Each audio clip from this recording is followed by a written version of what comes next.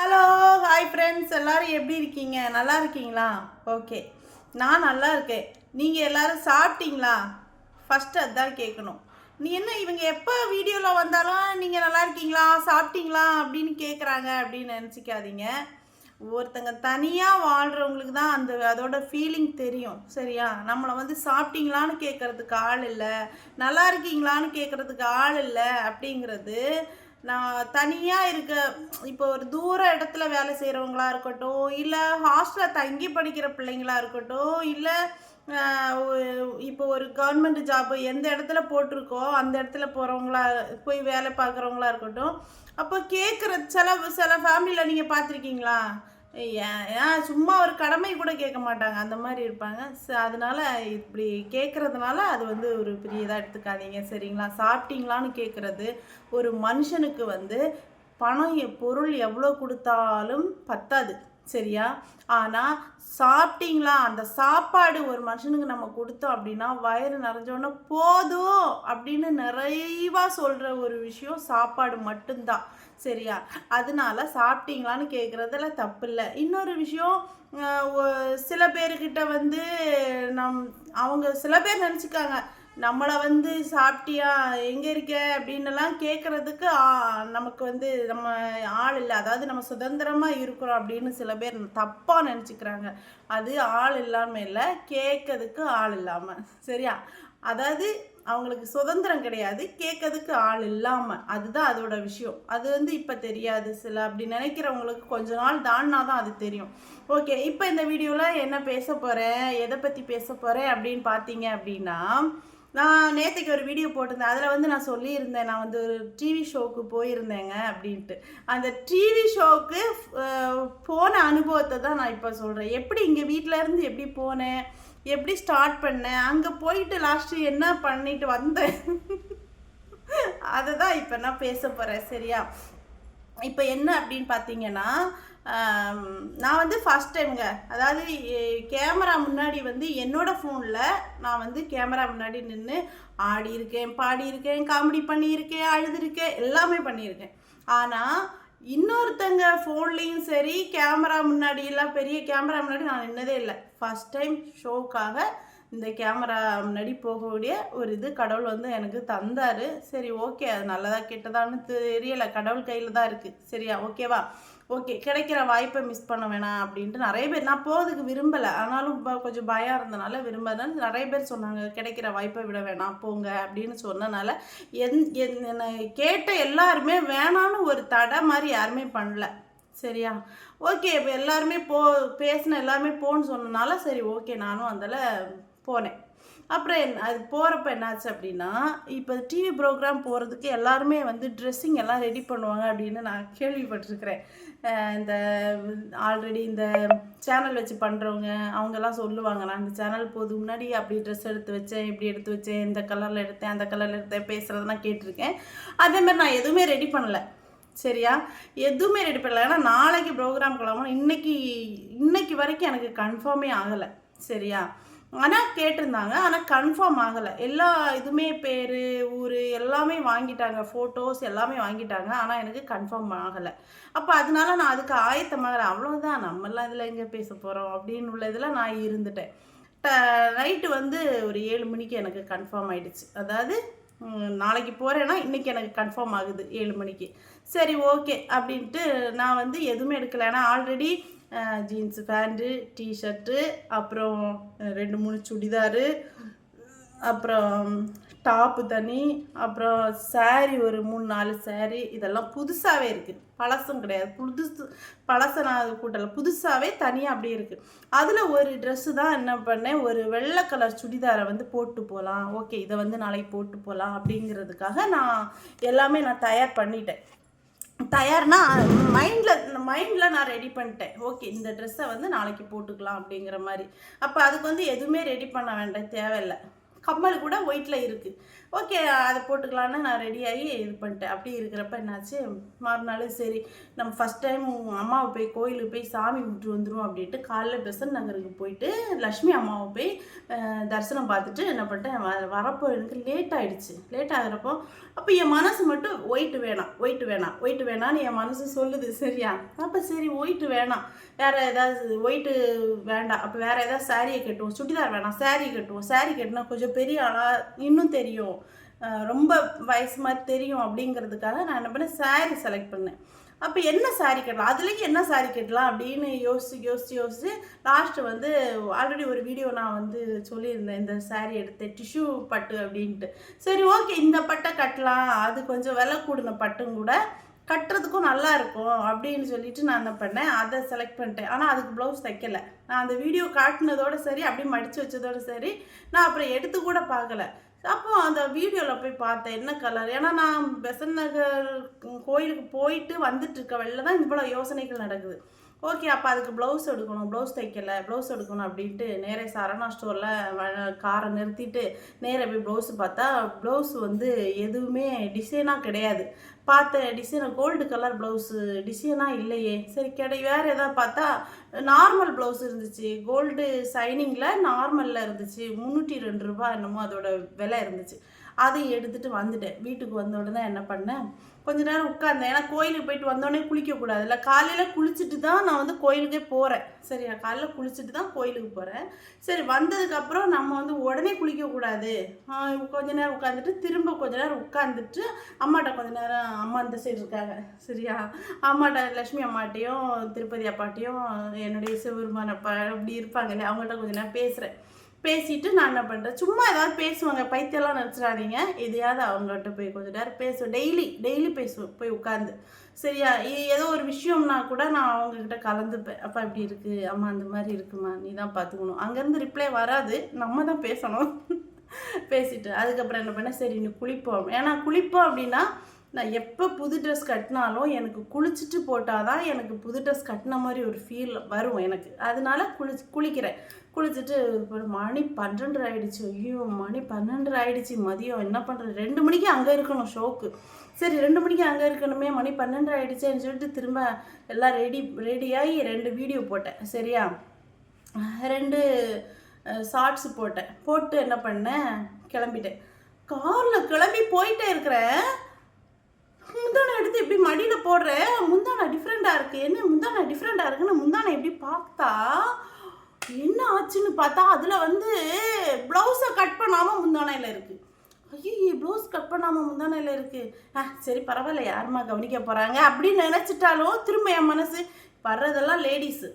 அந்த லேடிஸ் வந்து கண்டுபிடிக்காமல் இருப்பாங்களா, லேடிஸுக்கு ட்ரெஸ் சாரியை பற்றி தெரியாமல் இருக்குமா, ஐயோ கண்டுபிடிச்சிருவாங்களே. அப்புறம் சிஸ்டர் இது முந்தானைக்குள்ளே தானே கேட்டால் அசிங்கமாயிடும் அப்படின்ட்டு இப்போ காரில் போகிறப்பவே அப்படியே பார்க்குற டெய்லர் கடை ஏதாவது இருக்கா அப்படின்ட்டு. ஏதோ எனக்கு ஒரு நல்ல நேரம் ஒரு டெய்லர் கடை, பெரிய டெய்லர் கடை திறந்துருந்துச்சு. அங்கே போய் பார்த்தா ஒரு லேடி பொண்ணு ஒரு டெய்லரும் இருந்தாங்க. அப்போ நான் கேட்டேன், சிஸ்டர் இந்த மாதிரி ஒரு அர்ஜெண்ட்டாக போயிட்டுருக்கிறேன், நான் கவனிக்காமல் சாரியை கட்டிட்டேன், இந்த முந்தானையை மட்டும் கட் பண்ணி எனக்கு வந்து இடுப்பு கிட்ட ஸ்டிச் பண்ணி தாங்க அப்படின்னு கேட்டேன். சரியா, அப்போ சரி சிஸ்டர் அப்படின்னு. அப்போ நான் ட்ரெஸ்ஸிங் ரூமில் போயிட்டு அந்த பொண்ணு பக்கத்தில் வர சொல்லி அவள்கிட்ட கொடுத்த சாரியை அவங்க வந்து இது பண்ணிட்டு லாஸ்ட்டு ஸ்டிச் பண்ணி பாதியில் வர்றப்போ, முந்தானை ஜாயின் பண்ணி பாதியில் வர்றப்போ கரண்ட் போயிடுச்சு. உங்களுக்கு சிஸ்டர் கரண்ட் போயிடுச்சு என்ன பண்ணுறதுன்னு தெரில. நான் சொன்னேன் சிஸ்டர் டைம் ஆகுது, ஒன்றும் இல்லை, நீங்கள் அந்த ஜாயின்டில் ஸ்டிச் பண்ணலன்னா பரவாயில்ல, அதை இது பண்ணி தந்துடுங்க அப்படின்னு சொல்லிட்டு. அப்படி அவங்க ஸ்டிச் எடுக்கிறப்போ கண் வந்துச்சு. சரி ஓகே திரும்ப ஸ்டிச் பண்ணி தந்துட்டாங்க, கட்டிட்டு திரும்ப கிளம்பி போயிட்டேன். அங்கே போயிட்டு நம்மளை இன்வைட் பண்ணுவாங்கள்ல அந்த நம்பருக்கு கால் பண்ணேன், நான் வந்துட்டேன் அப்படின்னு. அப்போ அவங்க உடனே வெளியே வந்து சரி என்னை கூட்டிகிட்டு இந்த இத்தனை நம்பர் பக்கத்தில் ரூம் பக்கத்தில் போய்ட்டு இந்த நம்பர் ரூமில் போங்க அப்படின்னாச்சு. அந்த ரூமுக்கு போனால் அங்கே உள்ளே வந்து நிறைய லேடிஸ் இருந்தாங்க. சரியா, நிறைய லேடிஸ் எல்லாம் இருக்காங்க. அங்கே உள்ளே போய் இப்படி பார்க்குறேன். பார்த்தோன்னா யாரும் ஒன்று அவங்கவுங்க ஒவ்வொரு ஊரில் இருந்து வந்திருப்பாங்கல்ல, வந்து கொஞ்ச நேரம் ஆகணும்ல பழகுறதுக்கு. அப்போ டக்குன்னு பார்த்தோன்னே இது பண்ண மாட்டாங்கல்ல, அப்படி பண்ணேன். அப்போ பார்த்துட்டே இருந்தேன். இப்போ அங்கே போனால் என்ன பண்ணாங்க, சில பேர் மேக்கப் போடுறாங்க, சில பேர் சாரி சரி பண்ணுறாங்க, சில பேர் வந்து 2 3 பேராக பேசிகிட்டு இருக்காங்க, சில பேர் வந்து இப்படி ஒவ்வொன்றா அங்கே நடந்துட்டுருக்கு. நான் அப்படியே பார்த்தேன், சரி எல்லாரும் நல்லா தான் வந்திருக்காங்க, நான் ரொம்ப ஓவராக வந்துட்டனோ, ஏன்னா என் மனசுக்குள்ளே ஒரு ஃபீல் ரொம்ப ஓவராக வந்துட்டனோ. சாதாவே என்னுடைய ட்ரெஸ்ஸிங் அப்படி தான் இருக்கும் சரியா. அப்போது போனோன்னே அப்படி இதுதானே அந்த ப்ரோக்ராமில் அந்த நீங்கள் அதுக்கு தானே வந்திருக்கீங்க, எனக்கு டவுட்டு வேறு ஏதாவது ரூமில் எதுவும் வந்துட்டோமா மாறி அப்படின்ட்டு. ஆமாம் ஆமாம் இந்த கண்டென்ட் தானே அப்படின்னு கேட்டாங்க. ஆமாம் இந்த கண்டென்ட் சார், அப்போ நீங்கள் இங்கே தான் அப்படின்னு சொல்லிட்டு சரி உட்காருங்க அப்படின்னு பார்த்தா சோஃபாலாம் ஃபுல்லு. அப்போ உடனே ஒரு சேர் எடுத்து கொண்டு வந்து எனக்கு உட்கார வச்சாங்க, உட்காருங்க அப்படின்னு. இது மாதிரி ஒரு சேரில் உட்கார வச்சாங்க. உட்காந்தா அவங்கெல்லாம் என்னை சுற்றி இருக்காங்க. அப்படியே கொஞ்ச நேரம் இருந்துட்டு அப்புறம் சிஸ்டர் நான் கேட்ட கேள்வி என்ன தெரியுமா, சிஸ்டர் அவங்க என்ன நினச்சிருக்காங்கன்னா, நான் போன கெட்டப்போ பார்த்து என்ன நினச்சிருக்கேன், இவங்க தான் இந்த ப்ரோக்ராமுக்கு ஜட்ஜி, இவங்க தான் இந்த ப்ரோக்ராமுக்கு கெஸ்ட்டாக இருக்கும் இப்படின்னு ஒவ்வொருத்தரவா நினச்சிருக்காங்க சரியா. இங்கே நான் ஒன்றுமே இல்லாமல் ஒரு வெட்டுன்னு யாருக்கும் தெரியாமல் போயிடுச்சு. அப்போ பாதி பேர் வச்சுக்காங்க, இவங்க கெட்ட பார்த்தா பெரிய எடுத்த ஆள் போல், இவங்கள்ட்டெல்லாம் நம்ம பேசினா அவங்க பேசுவாங்களா, பேச மாட்டாங்க அப்படியெல்லாம் நினச்சிருக்காங்க சரியா. எனக்கு இது தெரியாது. அப்புறம் கொஞ்ச நேரம் ஆனதுக்கப்புறம் அவங்கக்கிட்ட நல்லா பேசுனதுக்கப்புறம் தான் ஒவ்வொன்றா வாமிட் பண்ணுறாங்க. சிஸ்டர் நான் உங்களை பற்றி அப்படி நினச்சேன் சிஸ்டர் நான் இப்படி நினச்சேன் சிஸ்டர்னு சொல்ல ஆரம்பிக்கிறப்ப தான் தெரியுது. முதல்ல போய் அப்படியே உட்காந்தோன்னு முதல்ல கேட்ட கேள்வி என்ன தெரியுமா, சிஸ்டர் இது என்ன ப்ரோக்ராம். நான் ப்ரோக்ராம் போய்கிட்டு நானே கேட்குறேன் அவங்கக்கிட்ட, என்ன எல்லாம் ஒரு செகண்ட் என்னை பார்த்தாங்க, என்ன ப்ரோக்ராம் என்னன்னே தெரியாமல் வந்திருக்கீங்களா. ஆமாம் சிஸ்டர் டிவி இந்த மாதிரி ப்ரோக்ராம் இருக்குது வாங்கன்னு சொன்னாங்க, ஏதோ ஒரு பேர் சொன்னாங்க. ஆனால் இங்கேருந்து போகிறவங்கள்ட்ட கூட என்ன தெரியுமா, அந்த பேர் சொன்னதே மறந்துட்டேன். நம்ம இன்வைட் பண்ணுறவங்க அந்த ப்ரோக்ராமோட பேர் சொன்னதே மறந்துட்டேன், வேறு பேரை மாற்றி சொல்கிறேன். அப்போ அங்கே போயிட்டு நீங்கள் இந்த ப்ரோக்ராம் பார்த்ததே இல்லையா அப்படின்னு கேட்டாங்க. நான் சொன்னேன், இல்லை நான் டிவி பார்க்குற பழக்கம்லாம் இல்லை, நிஜமாக சொல்கிறேன், சீரியல் பார்க்குறது இந்த டிவி பார்க்குறது இதெல்லாம் இல்லை. எனக்கு எப்படின்னா ஏதாவது விஜயகாந்த் படம், ஏதாவது பழைய படம் இப்படி யாராவது போட்டிருந்தா கொஞ்சம் உட்காந்து கொஞ்சம் இன்ட்ரெஸ்டாக பார்ப்பேன் சரியா. இந்த சீரியல் இத்தனை மணிக்கு, இந்த ப்ரோக்ராம் இத்தனை மணிக்கு இதெல்லாம் எனக்கு தெரியாது. இந்த என்னென்ன ப்ரோக்ராம் இதெல்லாம் எனக்கு தெரியாது சரியா.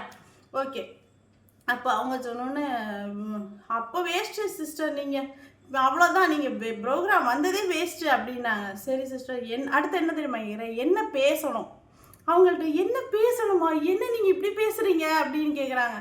அப்போ லாஸ்ட்டாக பேசி எல்லோரும் லாஸ்ட்டாக சொல்லுவாங்க, சிஸ்டர் உங்களுக்கு ஒன்றுமே தெரியலை, உங்களுக்கு எதுவுமே இதில் பேச தெரியலை, என்ன ப்ரோக்ராம்னு தெரியாமல் வந்து உட்காந்துட்ருக்கீங்க, நீங்கள் முடியலை அப்படின்னா நீங்கள் கிளம்பிடுங்க, இப்போவே கிளம்பிடுங்க அப்படின்ட்டு. இன்னொருத்தவங்க சொல்கிறாங்க, சிஸ்டர் இப்போ கூட கடைசி சான்ஸு, நீங்கள் கிளம்பிடுங்க, உங்களுக்கு பேச வரல, நீங்கள் ரொம்ப பயப்படுறீங்க. நான் ரொம்ப பயப்படுறேன், உண்மை அதுதான், நீங்கள் ரொம்ப பயப்படுறீங்க அப்படிங்கிறாங்க. அப்போது நான் சரி மனசுக்குள்ளே சரி சிஸ்டர் எதுவாக இருந்தாலும் பார்த்துக்கலாம், வந்துட்டோம் ஓகே பார்த்துக்கலாம் அப்படின்ட்டு நான் அப்படி இருக்கிறேன் சரியா. இருக்கிறேன் எல்லாம் அப்படியே பேசுகிறாங்க சிரிக்கிறேன். அப்புறம் கொஞ்ச நேரம் ஆனோன்னு செம்ம காமெடி ஓடிட்டுருக்கு ரூமுக்குள்ளே. காமெடி பீஸே நானாயிட்டேன் சரியா. எல்லாருமே காமெடி பண்ணி லாஸ்ட்டு அவங்களுக்கு சிரிப்பு அவங்களுக்கு தாங்க முடியலை. லாஸ்ட்டு சொல்கிறாங்க, சிஸ்டர் நாங்கள் சோகத்தில் ஃபீலிங்காக அங்கே பேச வரோம், நீங்கள் இப்படி சிரிப்பு காட்டினா எங்களுக்கு அந்த ஃபீலிங் வராது சிஸ்டர்னு ரூமில் சொல்ல ஆரம்பிச்சிட்டாங்க. ஏன்னா நான் போனதில் 90% உள்ளே உட்காந்து காமெடி தான் பண்ணிகிட்டு இருக்கேன். நான் என்ன பேச போகிறேன்னு யோசிக்கலை, எதுவுமே மைண்டில் நான் வைக்கலை சரியா. வரட்டும், நான் அம்மா அப்பாவை கும்பிட்டுட்டு வந்திருக்கேன், ஏதோ அவங்க என்ன பண்ணாலும் ஓகே தான் அப்படின்ட்டு அவங்க பொறுப்பில் விட்டுட்டு நான் உட்காந்து காமெடி பண்ணிகிட்டு இருக்கிறேன் ரூமில். ஓகே, இதெல்லாம் முடிஞ்சிட்டு ப்ரோக்ராம் ஸ்டார்ட் பண்ணியாச்சு. ஸ்டார்ட் பண்ணோம், அதில் ஒரு மேம் பயங்கரமாக தஸ்ஸு புஸ்ஸுன்னு இங்கிலீஷ் படிக்கிறாங்கங்க. ஐயோ முடிஞ்சிச்சு. அப்போ கூட எனக்கு ஃபீல் வரல, அவங்க பாட்டுக்கு இங்கிலீஷ் பேசிட்டு போகிறாங்க. அப்போ ஒரு சிஸ்டர் என்கிட்ட கேட்குறாங்க, சிஸ்டர் அவங்க இங்கிலீஷ் ரொம்ப பேசுகிறாங்க, என்ன பண்ணுறதுன்னு எனக்கு தெரில அப்படின்னு. அப்போ நான் சொல்லுவேன், நீங்கள் போய் சொல்லுங்கள், இங்கிலீஷில் பேசாதீங்க, தமிழில் பேசுங்க, நீங்கள் போய் சொல்லுங்கள். ஐயோ அதெல்லாம் நான் சொல்ல மாட்டேன் அப்படின்னு எங்களுக்குள்ளே நாங்கள் பேசிக்கிறோம் சரியா. லாஸ்ட்டு பார்த்தா அந்த இங்கிலீஷ் பேசுகிறவங்க என் பக்கத்தில் வந்து உட்காந்துட்டாங்க. அவங்க நம்பர் போட்டு கொடுப்பாங்க, எத்தனை நம்பர் இந்த பேரில் உள்ளவங்க இந்த நம்பரில் இருக்கணும்னு நம்பர் போட்டு கொடுப்பாங்க. சரியா, அவங்க இந்த பக்கத்தில் வந்து உட்காந்துட்டாங்க. எனக்கு ஒரு செகண்ட் பட்டு ஏன்னா சப்போஸ் அவங்க எனக்கு ஓப்பனாக சொல்கிறேன், எனக்கு வந்து அந்த அளவுக்கு இங்கிலீஷ் வராது. சரியா, எழுதுவேன், சின்ன சின்ன வேர்டெல்லாம் பேசுவேன், படிப்பேன், இங்கிலீஷ் எழுதுவேன், இது பண்ணுவோம். ஆனால் வந்து நம்ம தமிழ் பேசுகிற மாதிரியே இங்கிலீஷ் பேசுகிறோம்ல, அது எனக்கு வராது. சரியா, அப்படி இருக்கிறப்போ இவங்க என்கிட்ட வந்து மாட்டிக்கிட்டாங்க. ஐயோ என்ன பண்ணுறதுன்னு தெரியலையே. லாஸ்ட்டு ப்ரோக்ராம் ஆரம்பிக்கிறதுக்கு முன்னாடி அந்த சிஸ்டர் காதில் லைட்டாக கடிக்க ஆரம்பிச்சிட்டேன். சிஸ்டர், எவ்வளோ தூரம் உங்களுக்கு தமிழ் தெரியுமோ அவ்வளோ தூரம் தமிழில் பேசுங்க, சரிங்களா? எனக்கு இங்கிலீஷ் வராது, நீங்கள் வந்து இங்கிலீஷில் பேசிட்டு அப்புறம் நீங்கள் சொல்கிறதுக்கு எனக்கு அதே மாதிரி திரும்ப ரிப்ளை எல்லாம் பண்ண முடியாது அப்படின்னு. அது எல்லாம் இல்லை சிஸ்டர், எனக்கு வந்து இங்கிலீஷ் தான் அதிகமாக வரும், எனக்கு தமிழ் அதிகமாக வராது, அதனால நான் இங்கிலீஷில் தான் பேசுவேன். என்னால் அப்போ நான் சொன்னேன், சிஸ்டர் நீங்கள் இங்கிலீஷில் பேசுங்க, ஓகே, அது உங்கள் உரிமை, உங்களுக்கு என்ன பேசணுங்கிறது அது உங்கள் உரிமை. ஆனால் வந்து மைக்கை மட்டும் என்கிட்ட தந்துடாதீங்க இங்கிலீஷில் பேசிட்டு. நான் என் கெட்டப்பெல்லாம் பார்த்து பெரிய இதெல்லாம் நினச்சிடாதீங்க, சரிங்களா? நான் வந்து டம்மி பீஸ் தாங்க, ஓகேவா? நானே ஒத்துக்கிறேன், நான் டம்மி பீஸ் தான், ஓகேவா? அதனால் இப்படி சொல்லிட்டேன். சொன்ன உடனே அவங்க சரி சிஸ்டர், ஓகே பார்த்துக்கலாம், ஒன்றும் பிரச்சனை இல்லை அப்படின்ட்டு. லாஸ்ட் வரைக்கும் நான் மைக்குக்கு சண்டையே பிடிக்கலையே, மைக்கு தரலனாலும் பரவாயில்ல, உட்காந்துட்டு போயிடணுங்கிற முடிவில் ஏறி அந்த ப்ரோக்ராம் வந்தால் மட்டும் பாருங்களேன், இப்படி தான் இருப்பேன், இப்படியே இருப்பேன். மைக்கு தரலனாலும் எனக்கு பிரச்சனையே இல்லை, நான் இப்படியே இருந்துக்கிட்டு ப்ரோக்ராம் முடிஞ்சு போயிடலாம் அந்த பிளானில் உட்காந்துட்டேன். சரியா, எல்லாரும் பேசுகிறாங்கங்க, அவங்க ஆர்குமெண்ட் எல்லாம் நடக்குது. அப்படி மைக்கு பிடுங்குறாங்க, இங்கே கொடுங்க நான் பேசுகிறேன்னு மைக்கு பிடுங்குறாங்க. நான் மைக்கு கேட்கவே இல்லை, இப்படியே இருக்கிறேன், இப்படியே இருந்துட்டேன். கடைசி வரைக்கும் ப்ரோக்ராமில் பார்த்தீங்கன்னா கடைசி எண்ட் ஆகுது. சரியா, மனசுக்குள்ள நினைக்கிறேன், அப்பா கடைசி இப்போ ப்ரோக்ராம் முடிய போகுது, கடைசி வரைக்கும் எனக்கு மைக் வந்து என் பக்கத்தில் வரவே வராது, இப்படியே போயிடலாம் அப்படின்னு இப்படி இருக்கிறேன். லாஸ்ட்டு நாங்கள் அந்த சார் இருக்கார்ல, சரி அவங்கக்கிட்ட மைக்கு கொடுங்க அப்படின்ட்டாங்க. மைக்கு கொடுங்கன்னு சொன்னேன், எனக்கு என்ன பேசணும்னு தெரில டபக்குன்னு. ஆனால் வந்து டாபிக் புரிஞ்சிடுச்சு, மைக்கு வர்றதுக்கு ஒரு 5 நிமிஷத்துக்கு முன்னாடி டாபிக் எனக்கு நல்லா புரிஞ்சிடுச்சு. ஓகே, ஒரு பொண்ணு வந்து தனியாக வாழ்ந்தா, புருஷன் பக்கத்தில் இருந்தாலும் சரி இல்லைனாலும் சரி, ஒரு பொண்ணுக்கு வந்து தனியாக வாழ்கிறப்போ நமக்கு வந்து எவ்வளோ பிரச்சனைகள் வருங்கிறது என் அனுபவத்தில் எனக்கு தெரியும், நான் அனுபவிச்சிருக்கிறேன். சரியா, இப்போ தான் நம்மக்கிட்ட வந்து ஒருத்தங்க பேசுகிறதுக்கு பயப்படுறாங்க, ஏன்னா நமக்கு மெச்சூரிட்டி ஆகிடுச்சு. ஒரு பிரச்சனை வந்தால் சந்திக்கிறதுக்கான தன்மை நமக்கு வந்துடுச்சு. மண்டையை உடச்சிக்கிட்டு போயிடுவாங்கிற பயம் அவங்களுக்கு இருக்கும் பேசுகிறவங்கள்ட்ட. அப்போ வந்து சின்ன வயசு நமக்கு அந்த பயம்லாம் பயம்தான் வரும். சரியா, இப்போ வந்து அவங்களுக்கு பயம் வருதுல்ல, இவங்கிட்ட ஏதாவது பேசினா நம்ம மண்டையை உடச்சிருவாங்கிற பயம் இருக்குல்ல, அப்போ வந்து சின்ன வயசுல இருக்காதுல்ல. நமக்கு வந்து ஆம்பளைனாலே ஒரு பயம் தானே, அப்போ அந்த டார்ச்சர் நம்ம அனுபவிச்சிருப்போம்ல. அப்போ எல்லாரும் பேசுகிறப்ப எனக்கு டாபிக் புரிஞ்சிடுச்சு. அந்த டாபிக்கில் ஒரே ஒரு பாயிண்ட்டை தாங்க எடுத்து விட்டு நான் என்னால் கண்ட்ரோல் பண்ண முடியல. ஏன்னா அந்த அந்த அந்த வருஷத்தில் நான் போயிட்டேன். அந்த சம்பவம் நடக்கிற அன்னைக்கு இருக்கிற அந்த நாளுக்கு அந்த இடத்துல நடக்கிற மாதிரி எனக்கு அந்த இடத்துல ஃபீல் ஆகிடுச்சு. அழுதுட்டேன். சரி, அழுதுட்டு மொக்கையே வாங்கிட்டேங்க, அழுதுதாங்க பிரச்சனை, அழுதுட்டேன். அப்புறம் எல்லாருக்குமே ஃபீல் ஆகிடுச்சு. சரியா, எல்லோரும் ஃபீல் பண்ணேன் அப்படின்னு சொன்னாங்க, ரொம்ப ஃபீல் ஆகிடுச்சு நீங்கள் அழுது. நான் வந்து எதுவுமே இது பண்ணவே இல்லை, ஆனால் ஆட்டோமேட்டிக்காக அதெல்லாம் வந்துடுச்சு. ஓகேவா, நடந்துச்சு. ஓகே, இந்த ப்ரோக்ராம் வரப்போ பாருங்கள்.